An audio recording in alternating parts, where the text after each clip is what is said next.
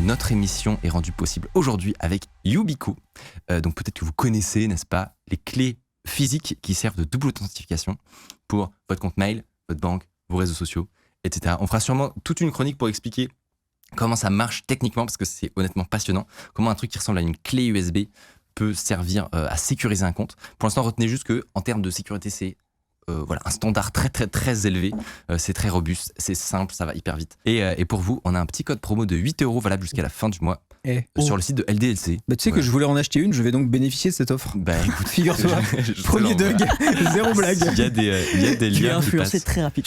En fait, l'acte d'achat a été déclenché par Micode. C'est parfait. C'est incroyable. On se donne mutuellement nos promotions, ça fait plaisir. Donc le lien passe dans le chat et en description.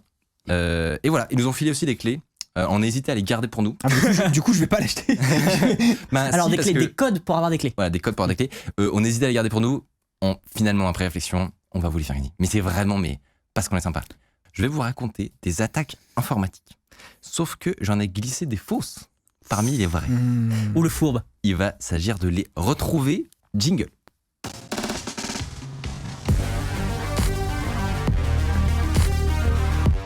C'est parti donc, je vais vous citer des histoires d'attaques informatiques et vous allez vous mettre d'accord et me donner une réponse. Ok. Vrai ou faux? Ouais, grave, chaud. Une équipe. Toute ressemblance avec d'autres jeux, n'est-ce pas? Et ensuite, première question. Vrai ou faux? On a de fortes raisons de croire que François Hollande a été piraté par le biais de son aquarium. Ok, ça alors fait truc d'espionnage. on décortique. Techniquement, c'est possible. Il y a de plus en plus d'attaques avec l'IoT. Tout ce qui est truc embarqué et tout. De ouf. Est-ce que François Hollande est le genre de bobo qui est capable d'avoir un aquarium connecté? C'est probable. Ouais, et puis peut-être dans C'est ses fonctions. sociologiquement Et puis, probable. Tu vois, si c'était pendant qu'il était président. Ah, mais tu mets pas un aquarium. En revanche, connecté à je l'Élysée, quand même. pense qu'on en aurait Moi, je vois pas mal entendu de parler. Je pense qu'on en aurait entendu parler plus que ça. Mais est-ce que c'est pas juste un micro posé sur un aquarium? J'ai vu le mot micro dans le chat Bah non, c'est un peu. Ah, ou alors à l'extérieur, parce que le micro dans l'eau, c'est pas. Pirater, c'est pas juste un micro, a priori. Bah ouais, pirater, il y a une intrusion. On dirait pas faux. Moi, je pense que c'est faux parce qu'il y aurait eu un relais médiatique plus puissant que ça. Même la formulation, c'est très micodien. Il peut pas aller. Fortes raisons de croire que. Il peut pas aller se taper sa maîtresse à scooter quand ce soit partout. Oui, t'as raison. Donc, si c'était fait pirater son aquarium, t'inquiète, on aurait fait des mèmes partout dans tous les médias pendant 10 ans. Donc, on dit faux, mon cher. Moi, je dis faux. Effectivement, bravo, Yes. c'est faux. Par contre, il y a un casino américain à qui c'est arrivé. Ah. C'est une histoire totalement véridique. C'était évidemment un aquarium connecté. Donc c'était un casino américain qui avait un aquarium connecté pour pouvoir surveiller à distance le réservoir, automatiser la bouffe, tout ça. On comprend le principe. Sauf que il y a des cybercriminels qui s'en sont servis pour entrer dans le réseau du casino et accéder à une base de données. Et ils ont réussi à sortir 10 gigas de données comme ça. En fait, en passant par le thermostat, tu vois. Par l'aquarium. Genre aquarium, base de données, et après les 10 gigas font aquarium, c'est incroyable. Oh, le petit YouTube. Ouais, ça fait un beau petit YouTube, effectivement. Incroyable. Est-ce que tu vas pas nous donner notre petit YouTube? Voilà, donc histoire insolite, mais vraiment très stylée. Prochaine question. Est-ce que Lenovo a vendu des milliers d'ordi avec une backdoor dont le mot de passe était Comodia? Je crois avoir vu cette histoire quelque part, donc oui. Il y a eu des histoires comme ça de failles sur des objets vendus en masse. Ouais, je crois que c'est avoir littéralement vu un article sur un truc genre Next Impact, tu vois. Donc, Non mais c'est vrai, Next Impact c'est le genre d'endroit où il y aurait ce genre d'article, tu vois. Ouais. Est-ce que tu sais à quoi ça fait référence Comodia? Parce que moi pas du tout. Non. Ok. Bah écoute, on dit vrai? Moi je dis vrai. Ouais, je suis hardiste moi. C'est effectivement vrai. Mais t'es insane en fait. Très fort. Fin 2014, les ordinateurs grand public, donc de la marque Lenovo, venaient embarquer avec un logiciel préinstallé qui s'appelait Superfish. Très controversé pour une raison très simple. En théorie, c'était un outil qui se présentait comme l'outil de recherche visuelle le plus avancé au monde. Sauf que, en fait, la boîte était en plus mentionnée sur le top 100 des sociétés américaines de Forbes. Donc c'était une vraie boîte, vraiment hype, etc. Et en fait, la communauté sécurité Twitter a très vite tiré la sonnette d'alarme pour une raison. C'est que, si on envoie le tweet notamment de comment il s'appelle, Swift on Security. Oh, j'adore ce compte Twitter, Swift on Security. Qu'est-ce que c'est, Hardy, ce compte Twitter? C'est une femme qui travaille dans la cyber. On sait pas trop. Si. Ah ouais. Elle a déjà dit que c'était vraiment une femme IRL. Voilà, c'est elle. Qui est admin 6 senior, spécialiste Microsoft notamment. Et qui est en cosplay de dans un grand Taylor groupe, Swift, quoi. Et qui en gros, voilà. Et en gros, c'est le Taylor Swift de la sécurité. Et elle fait des mèmes sur Taylor Swift et des vrais guides. D'ailleurs, un des meilleurs guides pour sécuriser une installation de Windows de A à Z est sur son site. Et donc, si on regarde son tweet, elle mentionne notamment vraiment le mot malware. Lenovo was paid money to install malware by a company that couldn't pay developers who knew what they were doing. Énorme true story. Évidemment, c'est une entreprise très très shady pour une raison, c'est qu'en fait ils interceptaient tout le trafic internet sur l'ordinateur. Génial. Et ils ajoutaient des pubs discretos. Bah allez. Carrément sur Google, tu vois, des résultats voilà, qui se... Hop, interception. Ça s'appelle une attaque man in the middle, l'homme au milieu. Donc l'attaquant se positionne entre la victime et le site. Et avec cette position-là privilégiée, ils peuvent en profiter pour modifier des pages à la volée, ajouter des pubs, ou aller choper votre mot de passe. Vous allez me dire, mais alors, les sites HTTPS qui sont sécurisés, qui sont censés être chiffrés sur les réseaux Wi-Fi publics, etc., ça devrait pas marcher. En fait, si, parce qu'ils ils se faisaient passer, ils installaient un certificat pour être considérés comme une autorité de certification. Oh, ce qui permet de intercepter le trafic chiffré et de pouvoir modifier les trucs quand même. Bref, ouais, bien sûr. Donc le niveau vraiment de pénétration du système de l'ordi que tu es en train d'acheter est quand même assez insane. Et donc voilà, surtout qu'ils utilisaient le même certificat partout. Ce qui veut dire que si un hacker trouvait malencontreusement cette clé privée et en cassait le mot de passe, il pourrait littéralement espionner tout le monde. Bah bien sûr. Voilà, ça a été fait. Hein. Oh, bien sûr. Un gars qui a retrouvé la clé privée, qui a pété le mot de passe, qui était Comodia. Alors je sais pas ce que ça veut dire. Mais il voilà. l'a dit à tout le monde. Pour prouver au monde que effectivement, il disait pas des conneries. C'est évidemment une très mauvaise idée de faire ça. Oui, mais il est sympa d'avoir prévenu. Alors, cette attaque est très insolite, mais parfaitement réaliste. Surtout la partie sur le man in the middle. Ça où le phishing ciblé sont redoutables pour récupérer un accès à votre compte bancaire, Instagram ou mail. Et justement, si vous aviez une YubiKey, ça n'arriverait pas. En fait, c'est une petite clé qui vous permet de vous authentifier sur vos comptes les plus importants. Vous la mettez sur votre porte-clés et quand vous voulez vous connecter, vous avez juste à la brancher et appuyer sur le bouton. C'est ce qu'on appelle une authentification hardware. Et c'est infiniment moins faillible qu'un humain et notre petit cerveau. Ça vous évite de gérer des codes super relous par SMS et objectivement tous les gens que j'ai croisés qui bossent en sécurité sont d'accord pour dire que c'est ce qui se fait de mieux. Donc n'hésitez pas, code promo MiCode dans la description, valable quelques jours. Ce qui rend ouf, c'est que tu vois, Windows en soi, c'est une bonne expérience utilisateur, mais dans le marché grand public de l'informatique mobile surtout, il est merdifié par des OEM et des constructeurs qui littéralement déposent un énorme étron par-dessus l'OS. Et à chaque fois que tu achètes un laptop, dans beaucoup de marques, tu es obligé de passer une demi-heure à être en mode Luigi's Mansion avec ton aspirateur pour essayer de nettoyer l'espèce de tartine de chiasse qui te mettent par-dessus un Windows qui est un bon OS. Oui. Même chose sur Android, les applications préinstallées. Et du coup, les gens qui c'est qui prend dans la gueule, c'est les gens du quotidien qui sont pas forcément. Les gens sont d'accord avec toi. C'est infernal en fait. Et je vous propose de passer à la prochaine histoire. Alors, vrai ou faux? Pour pirater les utilisateurs de Tor, la NSA venait changer leur box internet déguisée en plombier. C'est vachement NSA ça. J'ai la vraie histoire. Et ouais, je crois que ça me dit un truc et je suis sûr que c'est vrai. Alors la NSA a vraiment réussi à pirater les gens de Tor, mais c'est pas ça. C'est pas plombier? Non, l'histoire est fausse. C'est effectivement faux, mais il est trop fort ce hard disk.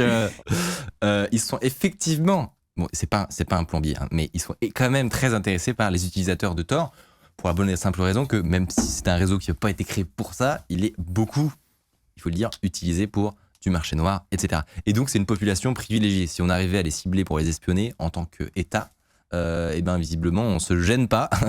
Voilà, eux en fait.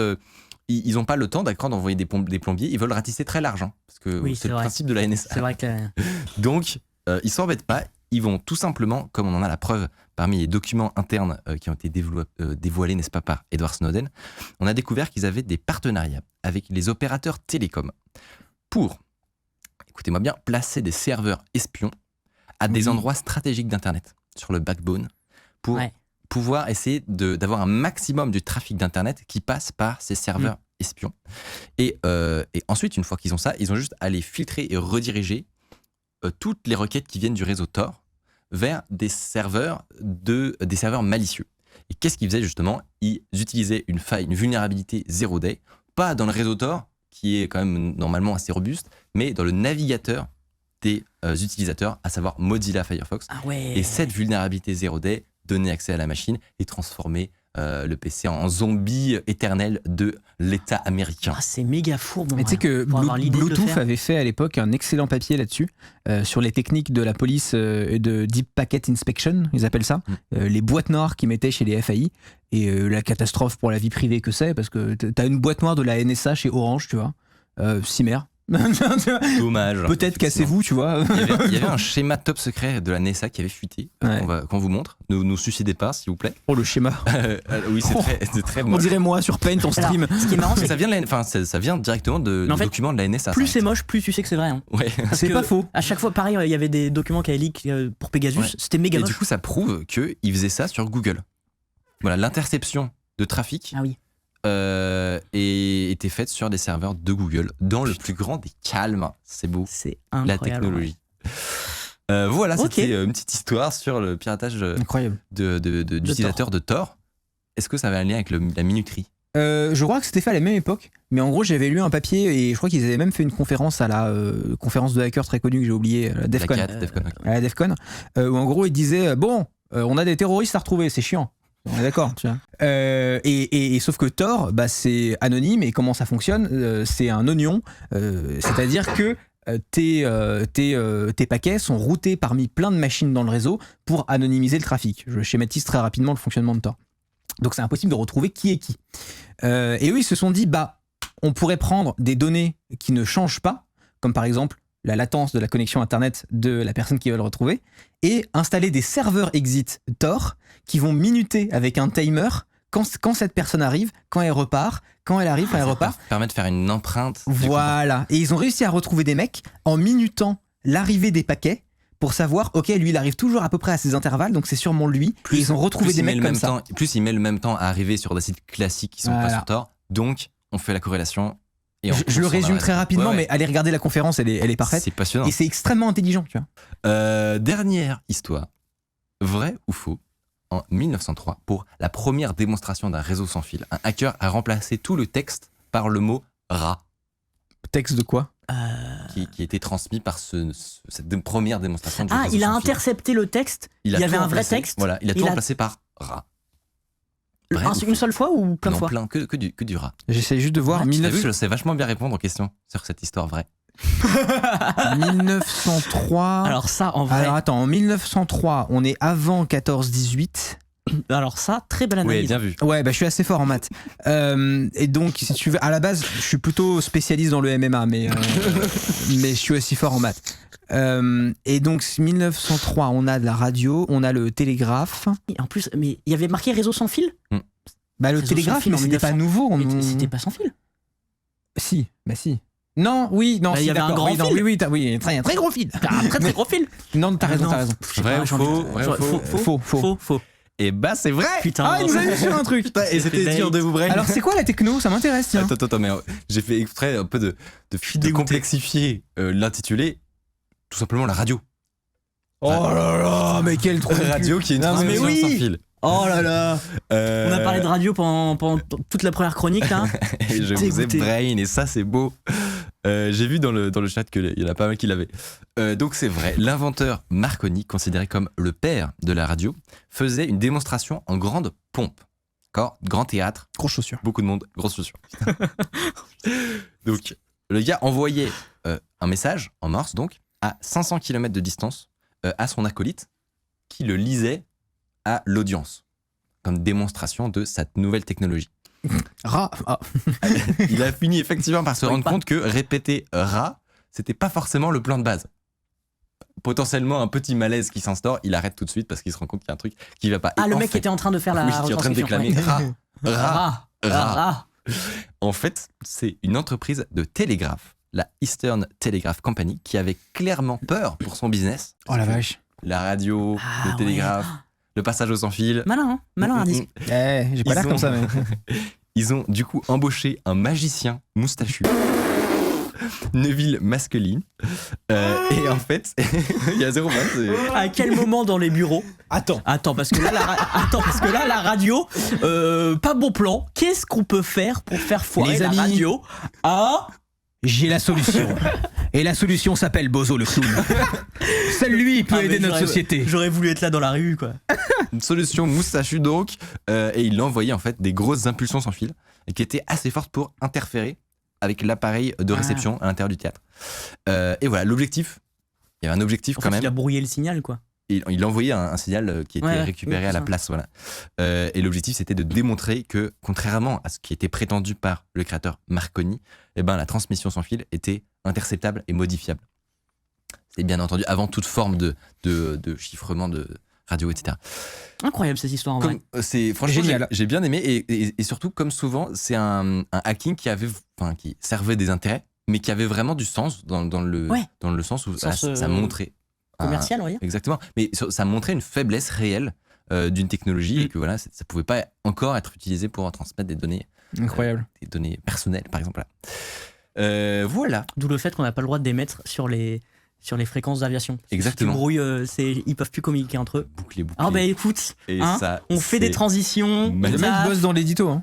Non mais effectivement, on peut un peu le considérer comme le premier hacker